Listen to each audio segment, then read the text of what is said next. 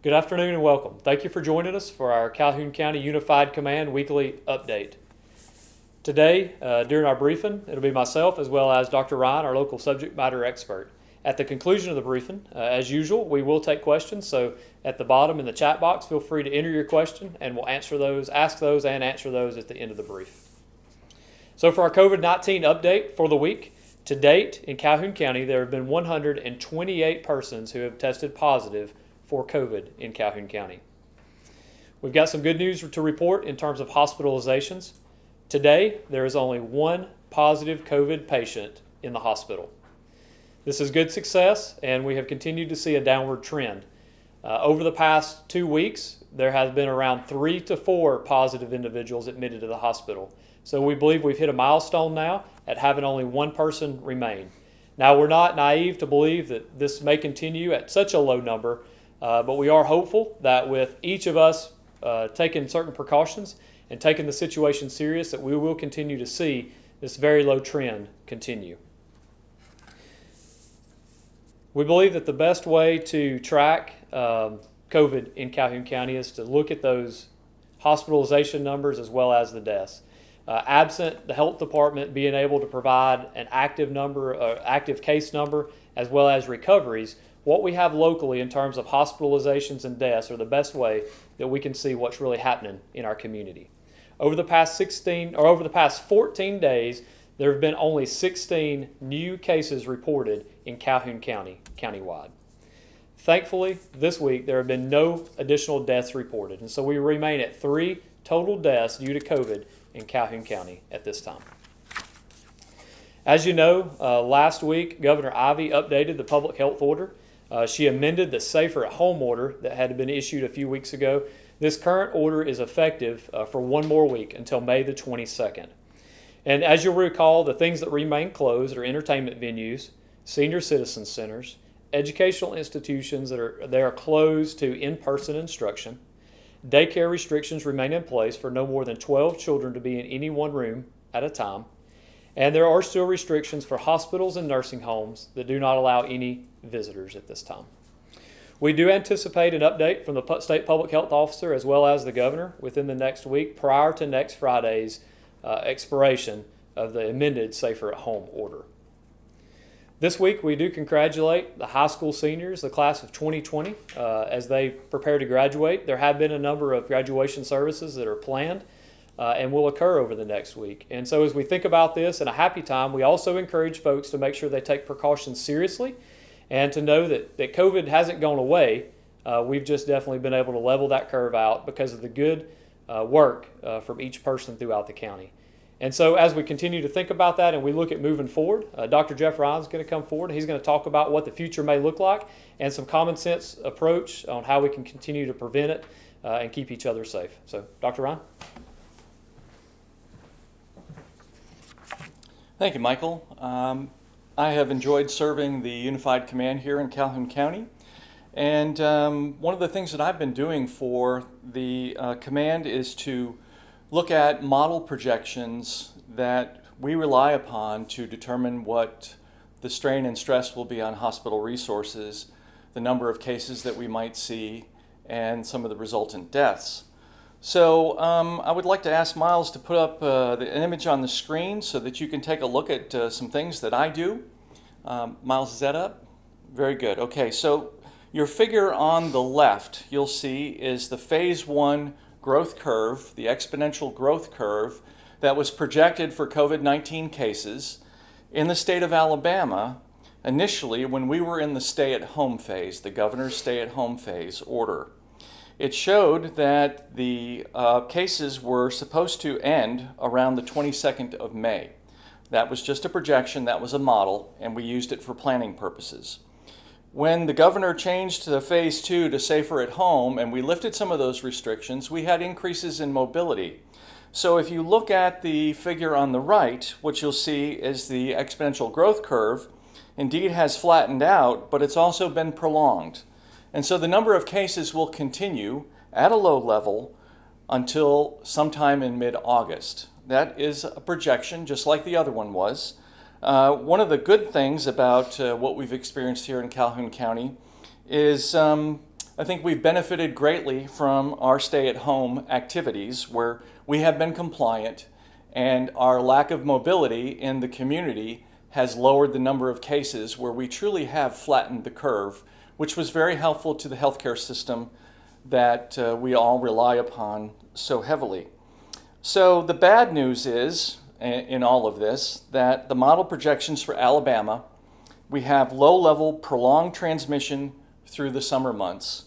But the good news is that Alabama is less than 1% of all cases in the United States, and that Calhoun County represents just 1.4% of all cases in the state of Alabama. Again, the bad news and the good news. So, going forward, what does that mean for all of you? Continue to do what you've been doing to support low transmission of COVID-19. That means getting out into the community only when you have to, maintain social distancing and proper hygiene, and I think what you will find is you can stay healthy during the summer months even though we have low-level activity. We all need to get back to work, we all need to get back to our lives, but we will have a new normal. And so for me, that's the take-home message that I would like to bring to you here today. Thank you very much.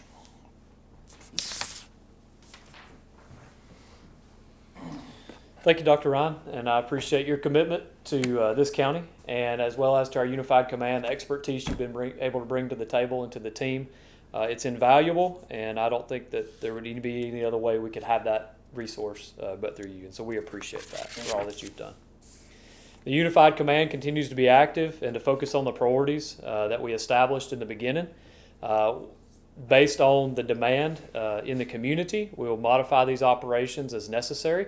But the Unified Command will stay intact and continue to function at the necessary level to continue to keep our community safe and look ahead and make sure that we are protected the best that we can be. In the area of testing, we continue to see great success. We have continued testing this week, as you know.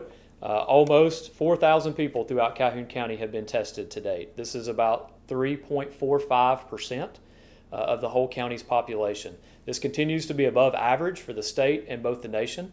Right now, the state of Alabama's testing is at approximately 2.97%, and the United States at approximately 3%. So good job to the people in Calhoun County. We continue to thank RMC Medical Center for their work in testing, as well as all the community partners, the public safety and the municipal agencies, as well as the county commission for their efforts in community-based testing. That has gone on now for, I believe last week was our 5th week or so to do community sites delivered, and our 9th week to be doing drive-in testing sites through RMC. So thank you very much for that. Testing will continue in different forms and fashions. This next Thursday, May the 12th, RMC has a clinic planned in cooperation with the City of Oxford, in Oxford at the Oxford Civic Center, which is on McCullers Avenue. There'll be more information to come out through social media and other public service announcements about this. It'll be in the same form as the other community-based ones have. This will be a drive-through clinic that will operate from 10 a.m. to 2 p.m. So you can be looking for more information about that on Thursday. As we move forward, the Unified Command continues to work to procure personal protective equipment.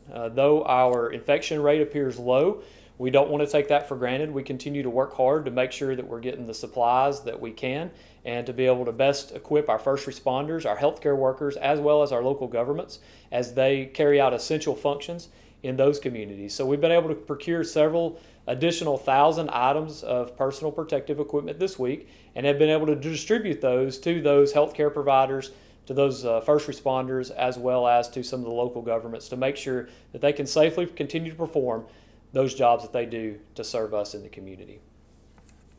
Unfortunately, in the area of testing and contact tracing, specifically with contact tracing, it appears that the Alabama Department of Public Health has not yet formally responded to the proposal that we had submitted a few weeks ago.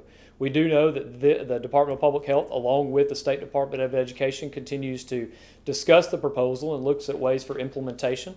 But we are hopeful to continue to work with them and hope that a solution can be put in place to do effective contact tracing. And what does that mean at the end of the day for the community? Well, that means that we can look at and see how many truly active cases that we have. It gives us the ability to show how many people have recovered from this, and to know how many folks are still active with it, and to be able to isolate those, effectively keep up with that to make sure that we can keep the community as safe as possible. So we continue to work with the Department of Public Health and hopefully find a solution that would work best for everybody. This is a good proposal, we believe, that would use existing resources, a low cost to the taxpayer, and to be locally executed and state managed. We continue to have our Safe Reopening and Short-Term Advisory Council actively working. They work in the three areas of information sharing, operational readiness, and testing and tracing. And in these three areas, all the information that's available for this can be found on the EMA's website at calhounema.org. Under Safe Reopening has a wealth of information on resources for businesses, for individuals, but also now as churches are preparing to go back to having their worship services and different types of public events, we have a lot of resources available for them as well. So I would encourage you to check those out regardless of what organization you're part of as you begin to make plans to reopen, and maybe you already have, that you can look at best practices that the Advisory Council has gathered together from other members of our community to show what they're doing, and maybe you can take those best practices and employ them into your organization to help keep your people and places safe. So at this time, we will take questions. Dr. Ryan and I will both be available for questions, so feel free to type those in the chat, and we'll open it up now for questions. All right, no questions at this time. We thank you for your time and your interest, your effort in keeping Calhoun County safe. Continue to be diligent, and vigilant in that effort. Get a little tongue-tied as we all work to protect each other. Thank you and have a great day.